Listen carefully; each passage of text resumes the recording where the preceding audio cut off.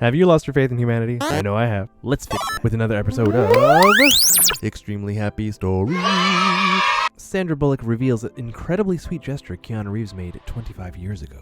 Champagne and truffles, anyone? In a wide-ranging feature about the John Wick star published this week in Esquire, well, you know, this week, Sandra Bullock shares an anecdote about Reeves from more than 2 decades ago. A year or so after she first met her co-star on the set of Speed in 1994, Bullock and Reeves were hanging out and chit-chatting when the subject of champagne and truffles popped into the conversation. Bullock mentioned offhand that she'd never tried the combination. I don't think that I have either. Should I? Stop. A few days later, Bullock was home, painting her nails with a friend, when she heard a motorcycle pull up outside. A motorcycle. That sounds like something out of a movie. I mean, they were filming a movie, but it wasn't a movie, but it was a movie at the same time. Whoever could it be? It was Reeves, and he'd brought flowers, champagne and truffles. Little flowers are a nice touch. I just thought you might want to try the champagne and truffles. Just see what it's like, he told Bullock. He sat on the couch, Bullock poured some champagne, and they opened the truffles. Keanu put his hands out, without a word. Oh wait, this way. This way. And Bullock painted his nails black, same as hers. Apparently Reeves didn't stay long. He had a date. Bullock said the two never got together romantically because it would have ruined a great friendship. Instead, she said they grew up together on parallel roads and crossed paths where they could. And the longer time goes on, the more in awe I am of the human being. Would I have been able to say that if he had dumped me and made me angry? Probably not. Reeves, dubbed the internet's boyfriend by everybody, what are you talking about? Has a reputation for being generous and doling out random acts of kindness to fans, friends, and those he works with. In October, he gave each member of his John Wick Chapter 4 stunt crew personally engraved Rolex watches at a wrap dinner in Paris. And in 2019, when his flight from San Francisco to Los Angeles made an emergency landing in Bakersfield, he entertained fellow passengers with fun facts about Bakersfield and played Bakersfield sound music for them. I mean, Keanu Reeves has done lots of amazing things. Nope. All 10 people feared missing in Alpine avalanche found alive. While many were enjoying their Christmas holiday, 10 skiers in Austria were feared dead after a video went viral of an avalanche overtaking them on the slopes. News came out the following day, however, that all 10 are alive and well. Oh, that's good. The Austrian press agency reported that 4 of the skiers were injured, 1 seriously so, and that a final search operation of the area took place Monday. Rescue workers feared the worst as they moved out from the mountain towns of Leek and Zers in the Austrian Alps. Call it a Christmas miracle or sheer dumb luck, but all of the skiers survived and are now recovering at a hospital in Innsbruck. Wonderful. I mean, what better Christmas present than the gift of life? You get to be around for another Christmas. I mean, I don't need anything for Christmas except my 2 front teeth and my future. There we go. Nope. New evidence unearthed by podcasters frees 2 men wrongfully imprisoned for 25 years. Okay, that's a long time. 25 years for something you didn't do. I got words for somebody. 2 men wrongfully imprisoned for more than 2 decades were able to spend Christmas out of the Christmas Story. There we go. With their family after a podcast and nonprofit advanced evidence of their innocence. Daryl Lee Clark and Kane Joshua Story were just teenagers when they stood trial for a murder of their 15-year-old friend who died of gunshot wounds at a party in 1996. Clark had all the charges against him dropped after a motion for a new trial was fielded on his behalf by attorneys from the Georgia Innocence Project. He was released Thursday along with Story. You never think something like that is going to happen to you, Clark said. Never would I have thought I would spend more than half my life in prison. That's crazy. Half your life in prison. Wow, that's so long.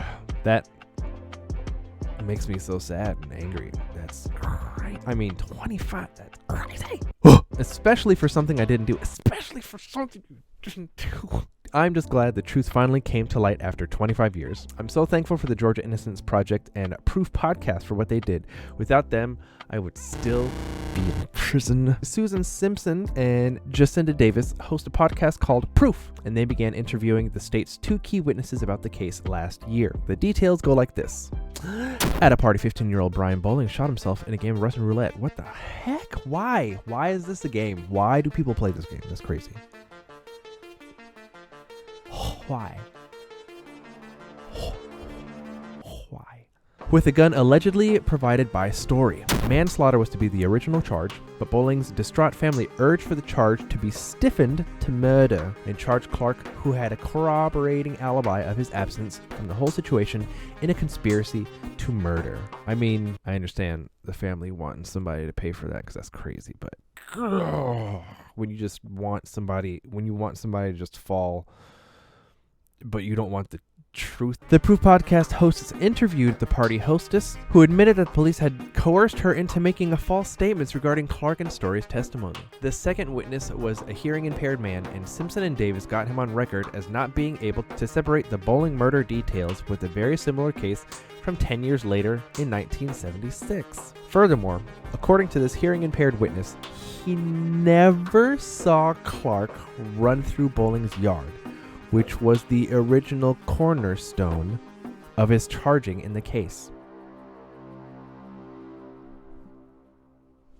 What are you doing? What are you doing? An autopsy in the case would have solved it, yet they refused to get an autopsy. Come on. This is a murder trial, but we don't care about evidence. We don't care about evidence. Don't worry about it. They don't need life. They can just be in a box. That autopsy would have shown that this was a self-inflicted gunshot wound. That whole time. The Georgia Innocence Project also reported, according to NBC, that a coroner who was untrained as a doctor testified that it was his gut feeling that the gunshot was not self-inflicted. You're not an actual doctor, and then you use your gut. A Redditor following the case commented on a thread about Clark and Story's release that this coroner later went to federal prison for wide-scale fraud he committed while working as a coroner, including sending some bills to families for autopsies. Man, there's so many red flags. There's so many stop and yield signs and detours on the road to the truth. It's amazing that nobody fell into a ditch. The destination is right there. We are elated, thrilled that he is finally home after all this time. It's even better that it's in time for the holidays. 25 years is an incredibly long time to spend incarcerated for a crime you didn't commit. Yes, I completely agree. That's insanity. Hurley credits the Bowlings, who agreed to hear what the podcasters and attorney had to say. Nope. Driver rescued after two vehicle crash overturned Jeep onto train tracks. Train tracks, beat the train tracks.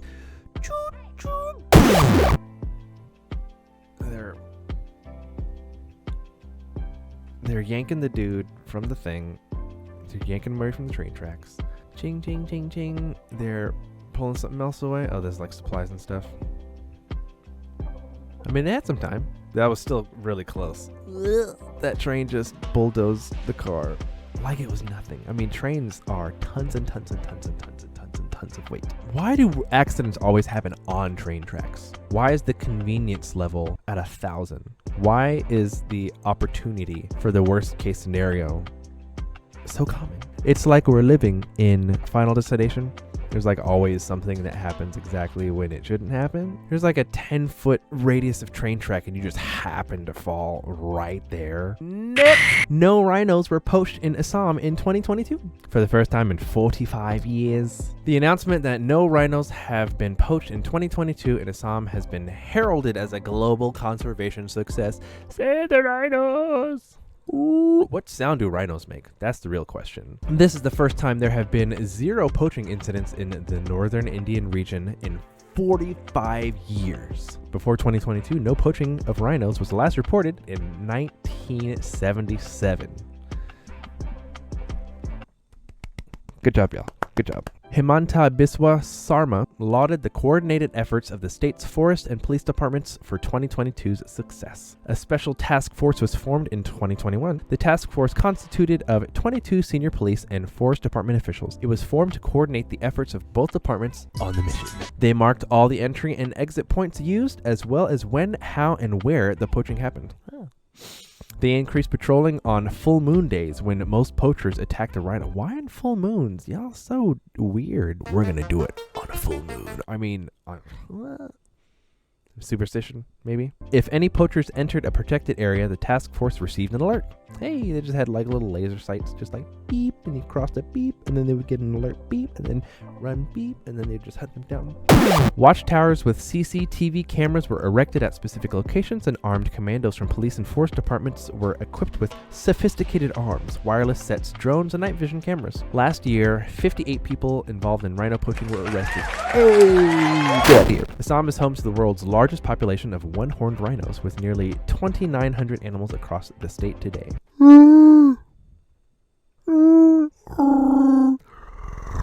They don't growl either. I mean, it's not that life, y'all. I'm just saying. We all need to pick me up in this cold, cruel world.